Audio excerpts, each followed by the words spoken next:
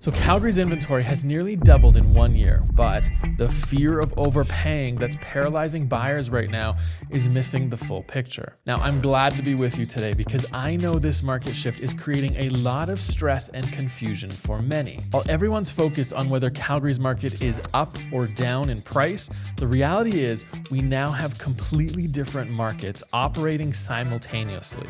And if you don't know which one you're shopping in, you could either miss out or overpay. So our team has helped over 3,500 families over the past 2 decades move in and around Calgary, and we analyze every monthly market report to give us deep insights into how different areas and property types are performing in our changing market. So here's what most people don't realize. While Calgary sales dropped 17% overall, apartment sales plummeted 36%, but detached homes only declined 8%. They're very different markets and completely different realities depending on the price point and everything that you're in. I was literally at the Cairo this morning and the lady at the front asked me, "So what is the market doing?" And that is such a hard question to answer because of this situation. It really depends on the price point, the area, the property type, so many factors, because it could be in this market, a great market for you if you're a buyer or a seller, or it could be a really bad market if you're a buyer or a seller. You need to know what market you're in. So I'm going to break down exactly what this means for your situation. Plus, you can grab our June market update report in the description or in this QR code up here for all the detailed numbers. So let's take a look at Calgary first. And I want to show you one of the towns outside of Calgary that is telling a completely different story than what we're seeing in Calgary. So over the last couple of months, we have seen the inventory jump like crazy. Right? And we talked about this. We said in past videos that if inventory goes up into the 7,000 range, 7,500, 6,500, somewhere in there, that's when we're probably going to be seeing our whole market getting pushed into a balanced market. But currently we're sitting around 6,700 listings. I'll have the exact number later in the video, but that's where we're kind of sitting at. And our market is kind of pushing into that balanced market. Now, this blue line represents the inventory, red is sales, and green is our benchmark price. Our benchmark price has been really stagnant. It has not increased that much at all. And you're gonna see across the city that that's the case. And so we'll get into more lessons that you should be focused on if you're a seller or a buyer in a moment, but I wanna show you what's happening in Okotoks. Look at this, so maybe a little bit fuzzy, apologies for that. Look at the difference between their inventory and their sales. Like, look at their pricing. It's still on a rise. So while Calgary's inventory doubled, Okotoks sales actually increased 26%. Like, look at the big jump in the red there, right? It increased 26%.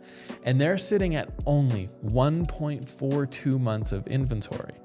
Now, that's still a strong seller's market where quality homes are getting multiple offers. The wild thing is, Okotoks' benchmark price has been higher than Calgary's for a while now, and they're sitting at $633,000 and Calgary's at $598,000. So you can see here, the black line right there is Calgary's benchmark price. This red line is Okotoks, blue is Chestermere, gray is Cochrane, and the green, a lot of colors here, green is Airdrie.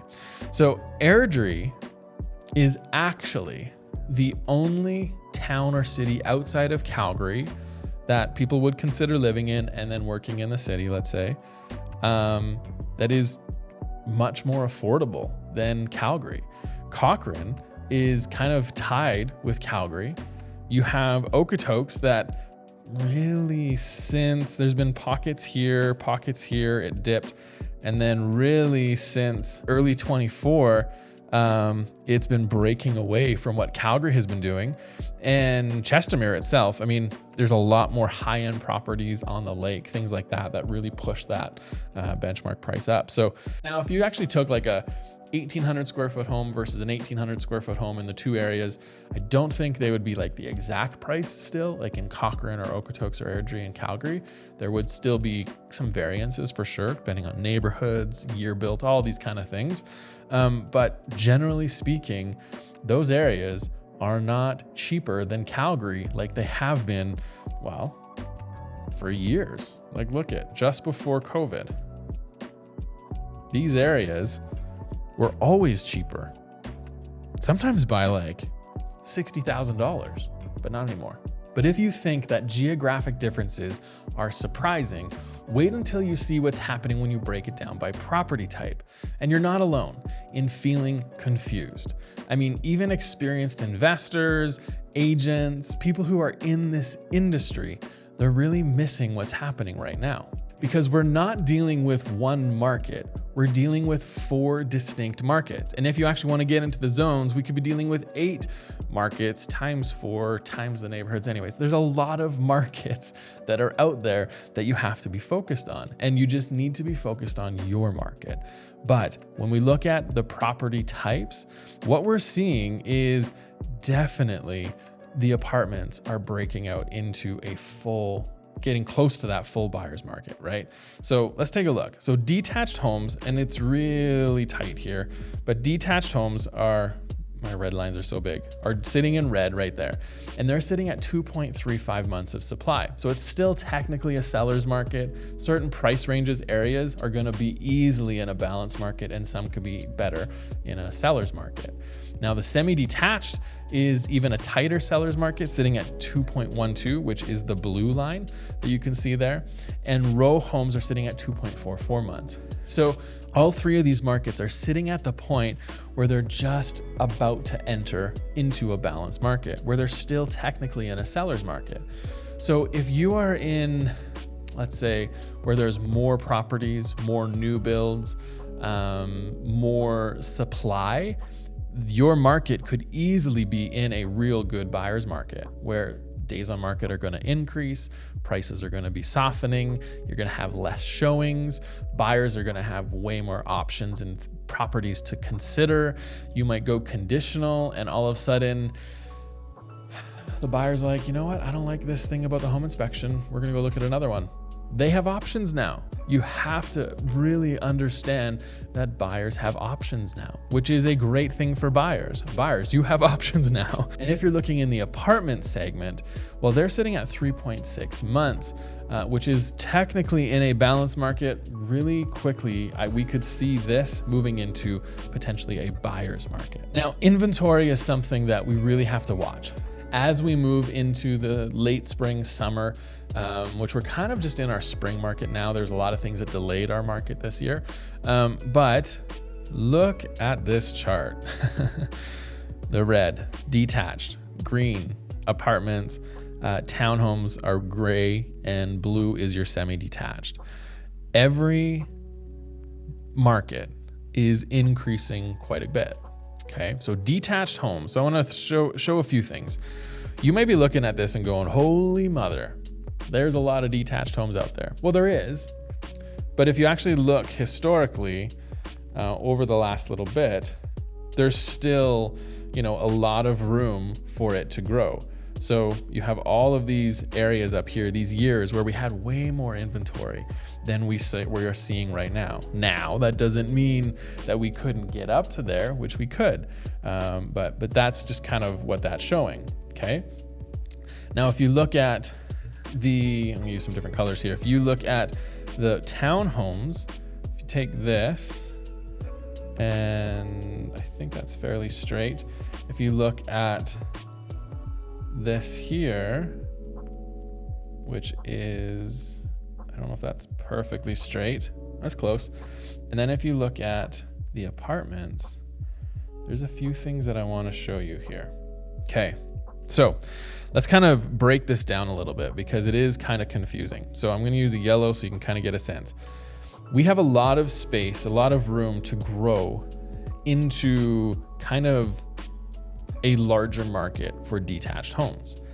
Apartments, because we're sitting at 2,995 is the rough number right now for the detached homes. Semi-detached, let's talk about that. So semi-detached is the blue. They're sitting at about 542.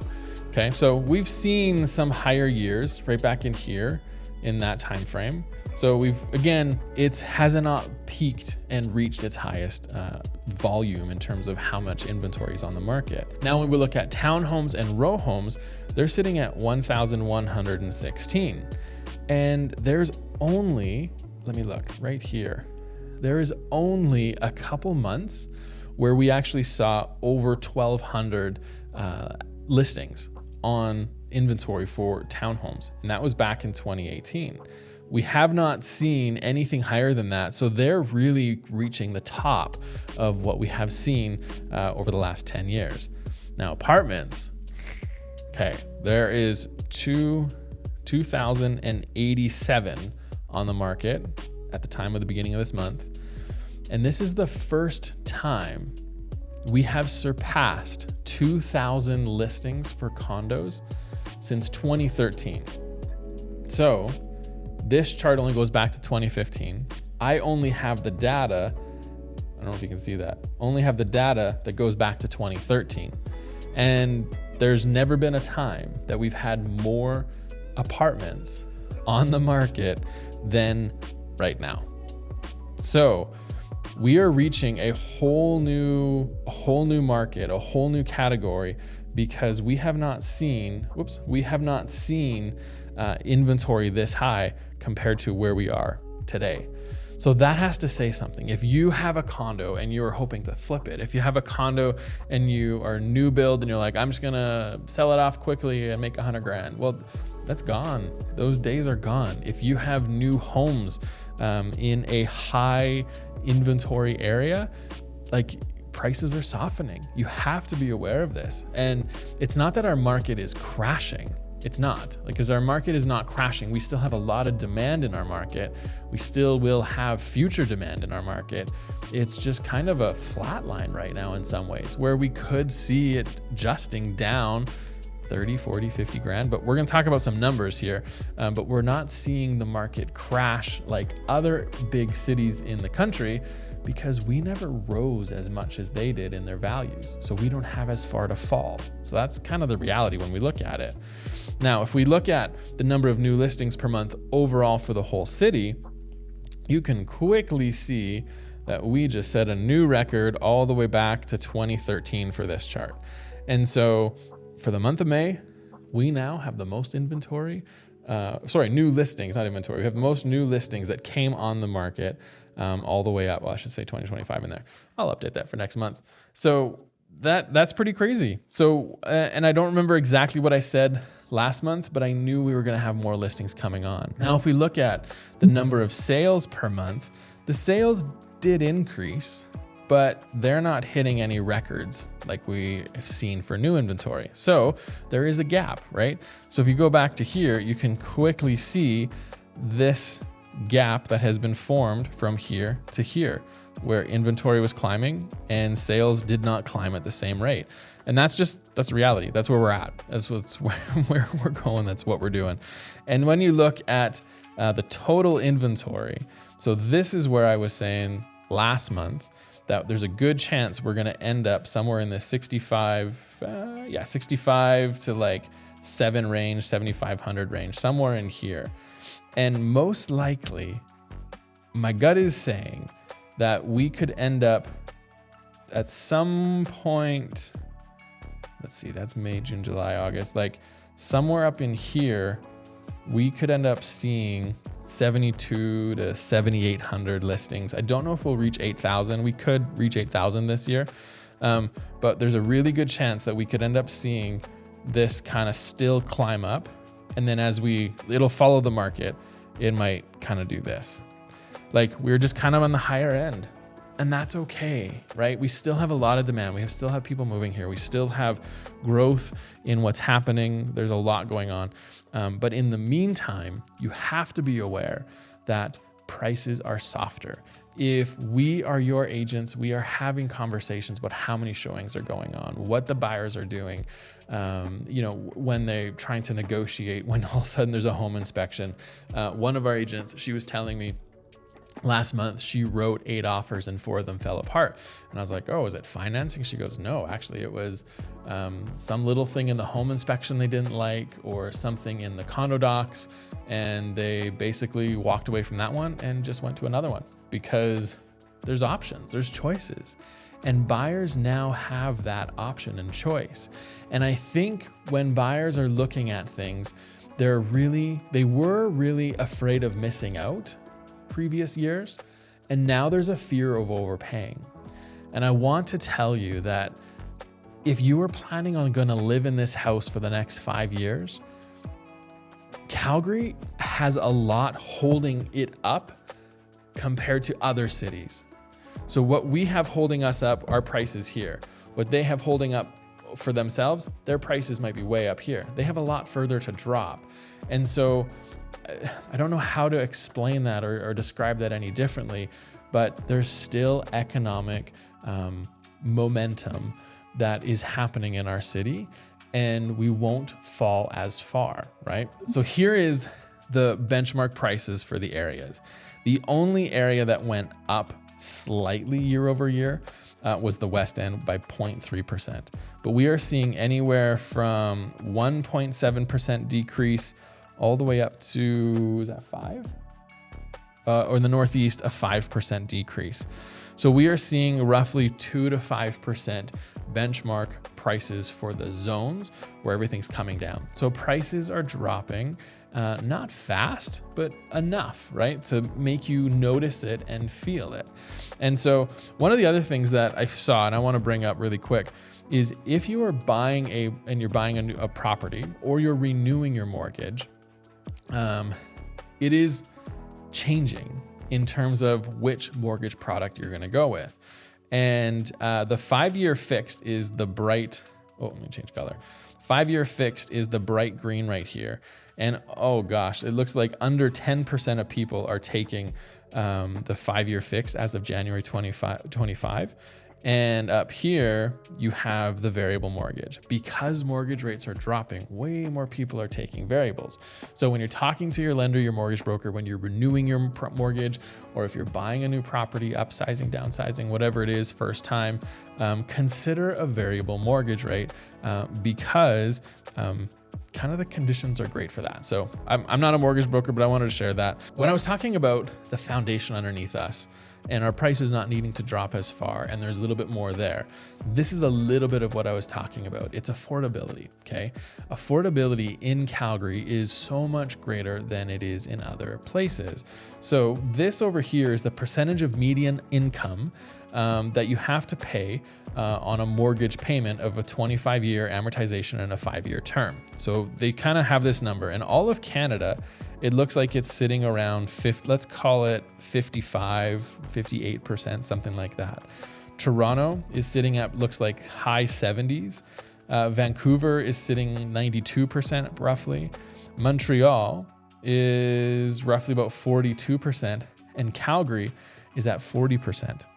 And so this part here in Calgary, and I know our prices have gone up a lot. And I know that for many of you, there was someone that commented today actually, who said, you know what, we bought a home with you years ago, and with the price increase, I'll never be able to afford a different property, just the way finances work and life works. And I know that with values that have increased and trying to remortgage your current home, there are people out there who are having a hard time with affording what is an option, like what they want, what they need, or even trying to help their kids get into properties. And I know that we are seeing this increase. However, we have to remember that when we look from a different perspective, if you only look from the perspective of yourself, you're only going to see what you see. But if you start looking from a different perspective, from those in other provinces, other tech cities, looking at us, they're going, you guys are so cheap still. And we are in that respect compared to them. And that doesn't make the problem go away. It doesn't. But what it does is it gives us some insight into where things could be going. And unfortunately, I don't think prices are going to increase right away, but there is potential for it to stay very strong. I don't think we're gonna see that 590 benchmark price dropped 100 grand down to 490 or 500. I just don't think we're gonna see that. We might see it drop to 550, 560, 570, maybe 540 over the next year or two if things kind of stay the same way that they are. But I don't think we're going to see this massive sell-off and a 10%, 15, 20% drop in prices just because other places are doing it. So take this information how you may. I hope it gives you some inkling of what we could see in the future. If we see more of a flat or a down market, we're probably not gonna see 20, 30, 40% drops in our prices. We probably are gonna see that 5 to 15 is more than what is probably gonna happen. And if that's the case, that's kind of a $25,000 to $60,000 drop. So when I say do not buy at the top end of your price range, please do not buy. If you need to make a purchase now, you're wanting to make a purchase now, don't be afraid to make a purchase. Purchase well. Find a great property, because just because the whole market goes down doesn't mean every home goes down in value. That's just a general number. The homes that are, homes that are, like if you buy the biggest home on the street, that one's gonna drop a lot more than the other homes on the street. If you buy in a crappy condo building that is poor management, well, that's gonna drop a lot more value than other ones. If you buy in a quiet cul-de-sac, a typical house on that street, and you add value to it over the years, like you renovate things, you keep the maintenance going, you upgrade things that need upgrading, and you do that type of stuff, well, you're probably gonna see it dropping not as much as other ones. And so it's just all comes down to what is the right thing for you and how do you make sure that you are investing into your property over the years. Just buy smart. That's the whole point, is buy smart. So if you want to get the information, you want more stats, you want more information, what's happening with different zones, off market, detached, airdrie, condos, everything like that, it's all in our market report. So jump in the description, grab the guide, jump up to the QR code. We'll see you there. And this video up here, it's a gooder, so go watch it.